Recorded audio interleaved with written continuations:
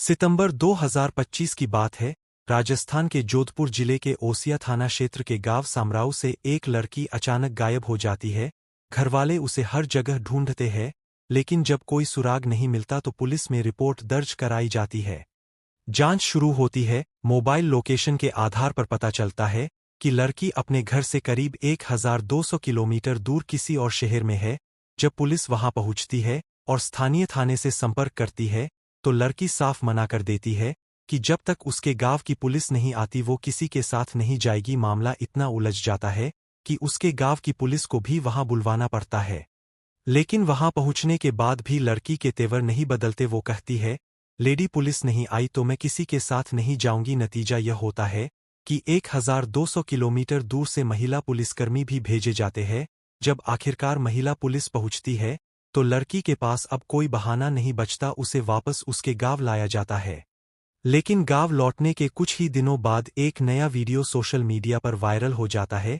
उस वीडियो में वही लड़की होती है जिसने प्रशासन को एक ईमेल भेजकर अपने ही परिवार पर बंधक बनाकर रखने का आरोप लगाया था। ईमेल में उसने लिखा, मैं इंजीनियरिंग ग्रेजुएट हूं, कुछ साल नौकरी की थी, अब मेरे घरवाले मुझे कैद में रखे हुए हैं। अगर मुझे नहीं छोड़ा गया तो वे मुझे जान से मार देंगे। इस मेल के बाद पूरा प्रशासन हरकत में आ जाता है। एसडीएम थाना प्रभारी, महिला सुरक्षा अधिकारी, सब पुलिस फोर्स के साथ गांव पहुंचते हैं। घर का दरवाजा खटखटाया जाता है तो परिवार चौंक जाता है। उन्हें पता ही नहीं था कि ये मेल उनकी बेटी ने ही भेजा है। पुलिस जब लड़की के कमरे में पहुंचती है, वो आराम से बैठी मिलती है, बैग में कपड़े रखती है और कहती है, मुझे यहाँ नहीं रहना, मैं जाना चाहती हूँ। माँ बाप जमीन पर बैठकर रोते हैं, माँ चीखती है, पिता बेबस नजर आते हैं, लेकिन लड़की पर कोई असर नहीं पड़ता। पुलिस के सामने ही लड़की निकल जाती है। उसका वीडियो वायरल हो जाता है और पूरा इलाका चर्चा में आ जाता है। मीडिया भी पहुंच जाती है। लड़की के पिता बताते हैं, हम उसे बहुत अच्छे स्कूल में पढ़ाया, इंजीनियरिंग कराई, नौकरी की छूट दी, फिर भी वो ऐसा कदम क्यों उठा रही है। दरअसल जांच में पता चला कि नौकरी के दौरान लड़की की मुलाकात एक लड़के से हुई थी और दोनों एक दूसरे को पसंद करने लगे थे। धीरे धीरे रिश्ता गहरा होता गया और फिर वो दोनों लिव इन रिलेशनशिप में रहने लगे। घरवालों को इस बात की कोई जानकारी नहीं थी।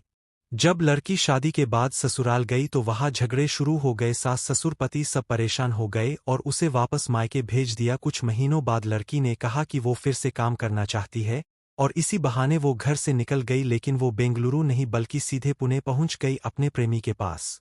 वहीं से उसने अपने घरवालों से सारे रिश्ते तोड़ दिए। फिर जब पुलिस ने उसे ढूंढ निकाला तब उसने प्रशासन को ईमेल भेज दिया और इस पूरे मामले ने सोशल मीडिया पर तूफान मचा दिया। लड़की बालिग थी इसलिए पुलिस उसे रोक नहीं सकी, लेकिन माँ बाप और पूरे गांव के लिए ये एक ऐसा झटका था जिसने सबको सोचने पर मजबूर कर दिया कि आखिरकार एक शिक्षित बेटी जिसे हर आज़ादी दी गई, वो अपने परिवार से इस तरह क्यों दूर चली गई। अब सवाल ये नहीं है कि वो सही थी या गलत, सवाल ये है कि क्या लिव इन रिलेशनशिप जैसे फैसले परिवार की सहमति के बिना सही है। क्या ऐसे मामलों पर कोई ठोस कानून बनना चाहिए। दोस्तों, इस कहानी का मकसद किसी की निंदा करना नहीं बल्कि समाज के उस बदलते रूप को समझना है जहां रिश्ते, संस्कार और आज़ादी के मायने बदल रहे हैं। हर माता पिता को चाहिए कि वे अपने बच्चों पर न सिर्फ भरोसा करें बल्कि उन पर नज़र भी रखे, जाने कि वो किससे बात करते हैं, किनके साथ उठते बैठते हैं, ताकि कल को कोई ऐसी नौबत न आए जहां अपनों के बीच दीवारें खड़ी हो जाएं। आप देख रहे हैं वॉइस अनस्क्रिप्टेड, मैं हूं हलीम। जय हिंद, जय भारत।